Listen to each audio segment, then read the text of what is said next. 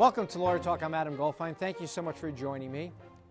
Literally millions of Americans every year will be injured and will need medical attention and may need other damages as a result of someone else's negligence. And when that happens to you or a loved one, it may be time that you speak with a personal injury attorney. Now, who better to speak with than my good friend Richard Griffin?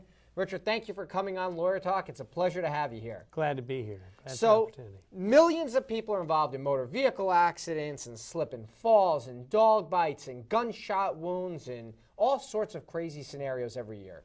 That's absolutely true. You know, we get phone calls all the time from people that, you know, they don't know what the answers are to their, you know, what to do next. I mean, they need medical treatment. They're losing wages at work.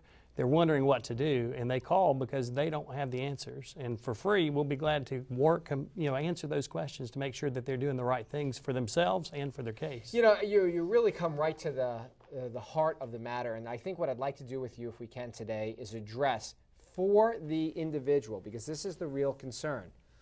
What is my case worth, if anything? Is my case worth $1? Is my case worth $1 million or $100 million?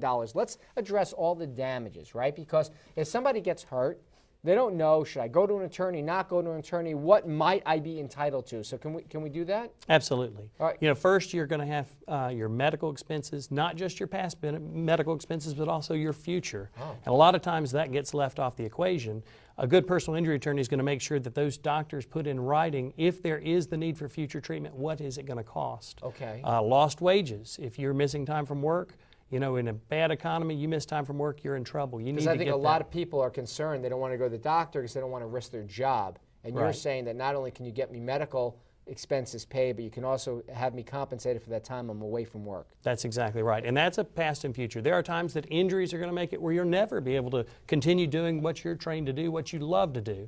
Well, you can recover not only for your past lost wages, but also that lost income in the future, which can be very substantial. What about pain and suffering? Pain and suffering is something that you're entitled to, and it is something that is very fact-specific. You know, juries are going to listen to the claimant, the plaintiff. They're going to listen to the spouse. They're going to listen to the before and after witnesses to hear how your case, how your injuries have negatively impacted your life, and they're going to put a price tag on that. Now, when somebody calls you and they say, okay, well, these are the facts, this is what happened with me, are you able to actually assess and help them establish or evaluate what the value of their case is?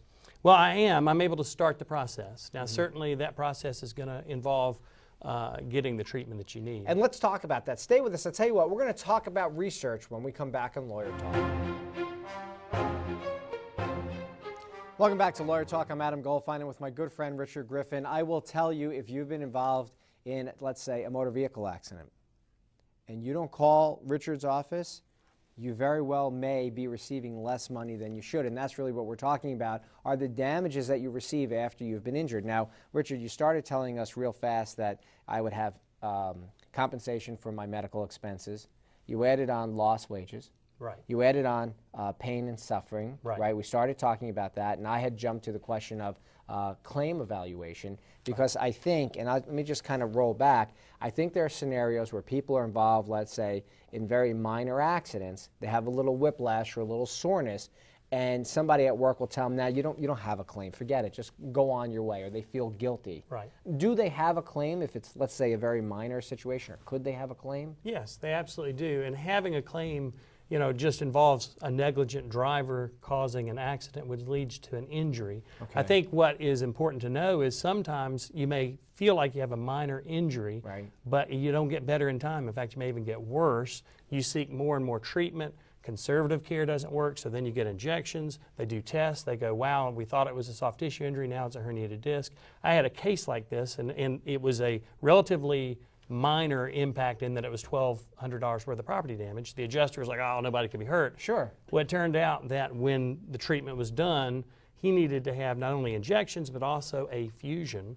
The fusion didn't take well and needed to have a second surgery, and then had an infection. Well, people said, well, gosh, how can you really be hurt with $1,200 worth of property damage, which clearly is not the truth, but that's what adjusters like to argue.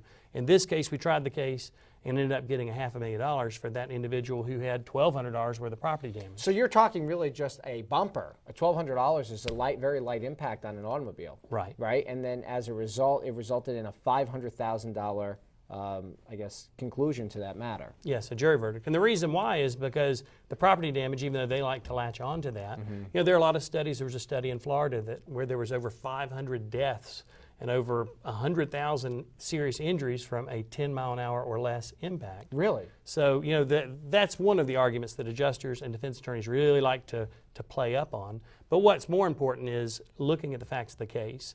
Is that individual really injured? And the doctors are the ones who are best in the position to make that call. And obviously the insurance company's position is they are trying to adjust and settle that claim for as little money as possible.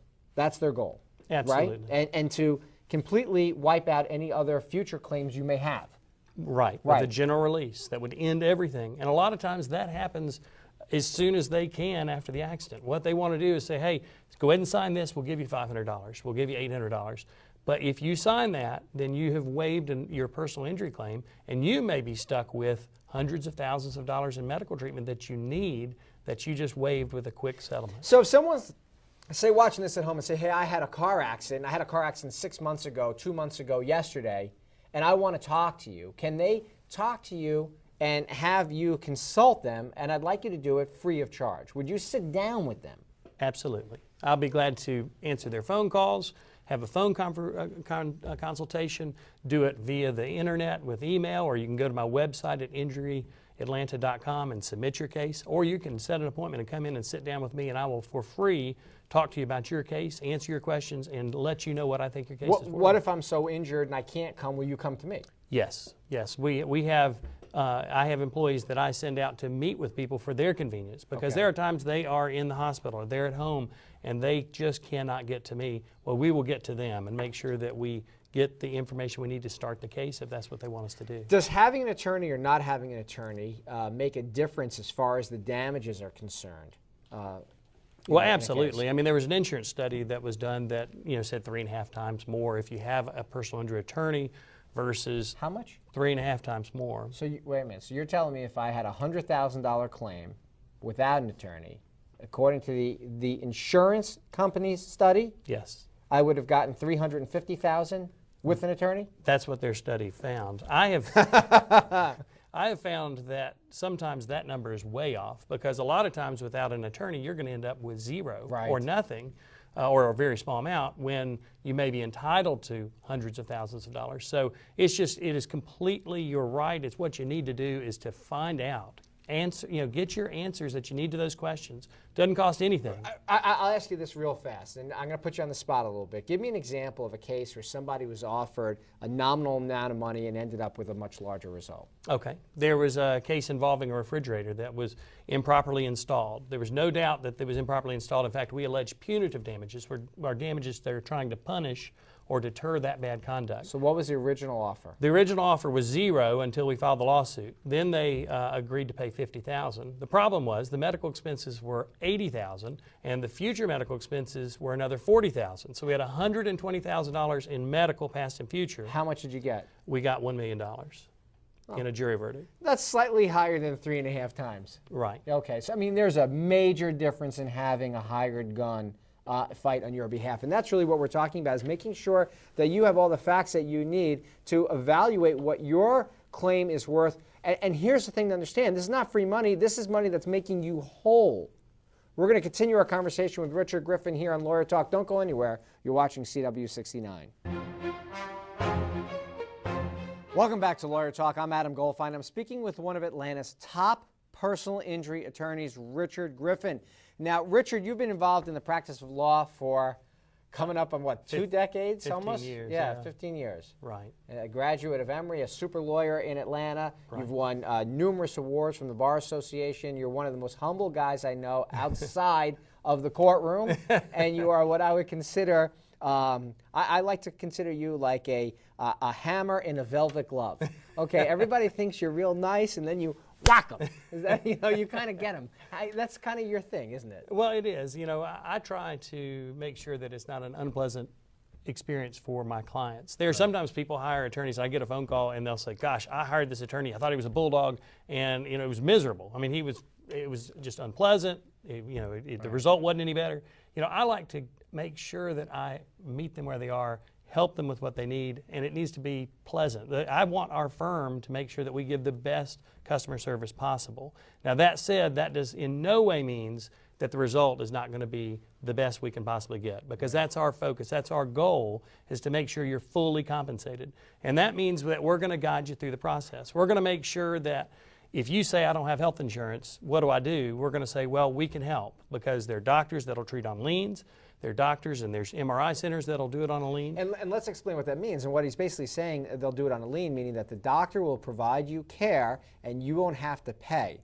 The doctor will then say, okay, please pay me when you have your settlement. Okay, so Richard, you have those relationships to make sure that your client is getting the attention that they need and not letting the medical coverage or the lack of current funds stop them from getting that medical attention. And that can be a huge factor, because your case, if you have the need of a surgery, for example, and you need to have it, if you don't have it and you should have had it, then your recovery is going to be far less. Let's talk about this for a minute, because there are a lot of situations where you have a catastrophic injury, and let's just say you needed $100,000 worth of medical attention, right, but maybe the policy limits were only $50,000 that didn't cover it. Are there times that you're able to negotiate the amount of the medical bill so that your client actually gets money? Has that ever happened? Yes. There's two different ways that's happened. Okay. First of all, through funding companies, if you have a good personal injury attorney, there are times where these same relationships,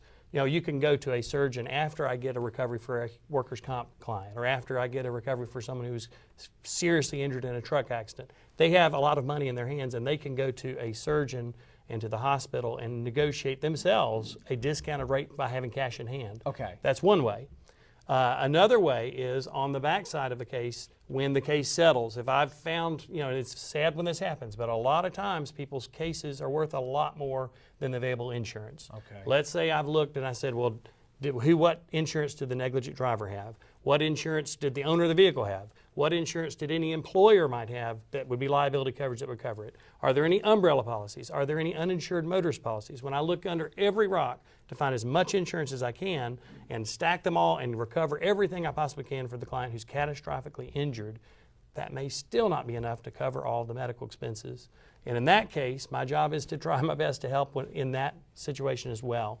And there was a case where there was $400,000 bill with a hospital for a fractured pelvis, and there was a $25,000 recovery. Well, that was the limit of the policy. That was all there was. It was a stolen vehicle. It was a UM policy. Wow. So it's one of those very, very, very sad things. But I try my best to make the best out of every situation. So what happened with the $400,000? Well, I was able to make sure that my client didn't have to go bankrupt. The hospital agreed to take $18,000. From $400,000. Right. So that saved their credit. They got to wipe clean $400,000. And we made the best out of a situation. If there had been great insurance, we'd have gotten a phenomenal recovery. Most attorneys wouldn't have done it. Most attorneys would have walked. Most attorneys would have said, there's not enough here. There's no meat on this chicken bone. Okay? And they would have put the bone down. You're a good man. Well, we try to help as much as we can. And sometimes what we can do is limited by the policy limits. But we're still in there. We're still there fighting for our clients. I mean, there are so many aspects. What I want to talk to you about when we come back is I want to talk to you about some of the pitfalls, some of the dangers, some of the traps, some of the tricks that you employ to help really get the client as much money as possible, because that's really what we're talking about. How are you fully compensated? Well, you need to have a professional that truly understands the nature of the law. You need to be educated about what your rights are as well, so you can make an informed decision. And that's why we do this show, right, to really bring it up front and personal. If I were to start and just say, as we're going into this, the biggest single mistake individuals make is not hiring an attorney. Not hiring an attorney. Right. Okay, because you're going to be talking about preserving evidence, right? Right. Finding all the information you need, establishing and making that claim, knowing the value, negotiating on your behalf. And then the list goes on and on and on. Right? Absolutely. I mean, people are simply not compensated the way they should be because they wouldn't have proper representation. That's right. And you get one bite out of the apple. I mean, if you settle for less than you meant to, you should have, you're stuck with it. You know, you really have to make it count the first time. Yeah, there are no do-overs. Right. There are no mulligans, okay? And the reality is that when you got up in the morning and God forbid you got injured, you didn't plan on it. So you need to know who to turn to in the event that you are involved in a personal injury matter. You're watching Lawyer Talk. I'm Adam Goldfein. Stay with us. We've got a whole bunch more with my good friend, Richard Griffin on CW69.